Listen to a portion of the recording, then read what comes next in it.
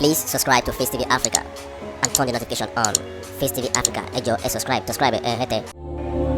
Face TV was Swoby.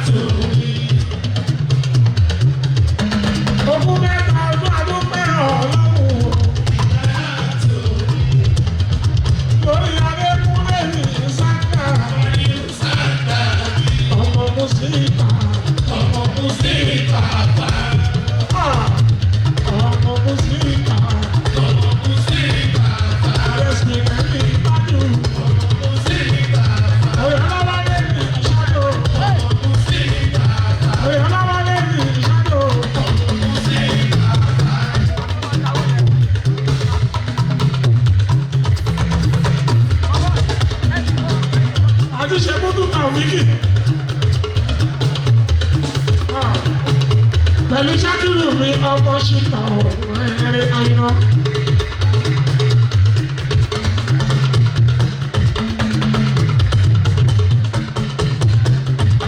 Orin tí ẹ̀yìn àti ṣekúnlé, mo ráyìn náà lẹ́yìn.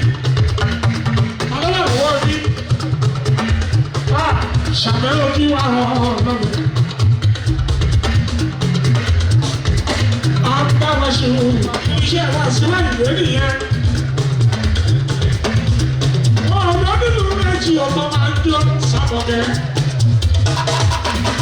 Ọmọ ìgbé wa sí lọ abẹ́wájú gbogbo yẹn ṣe. Ọ̀rẹ́ sì lọ ní ìṣàdó wá ní ìṣàdá. Ọ̀rẹ́ aláwálé ní ìṣàdó wá ní ìṣàdá. Òun àti wálé ṣàdó. Wálé ṣàdó. Ọ̀tọ̀ ní túra ọ̀ṣunra àti ìṣàdá. Wálé ṣàdó. Ìyẹn tẹ́ lọ́nà kíkà àbáyé wá sílé. Ṣàdó ó gbé lọ́nà kíkà àbáyé wá sílé.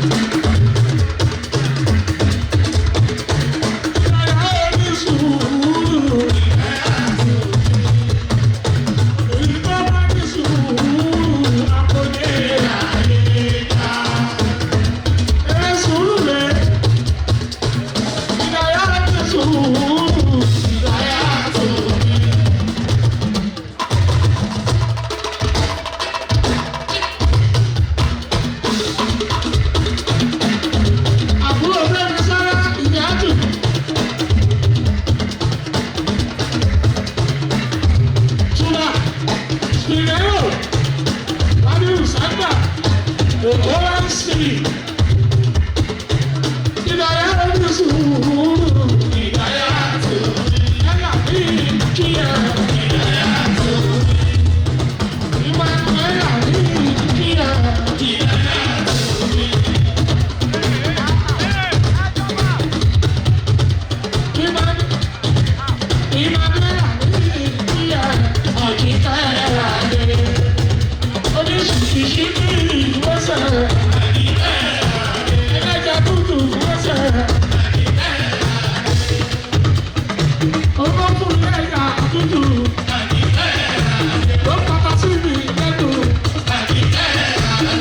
Please subscribe to Face TV Africa and turn the notification on.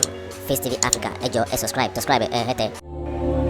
Face TV was Swoby.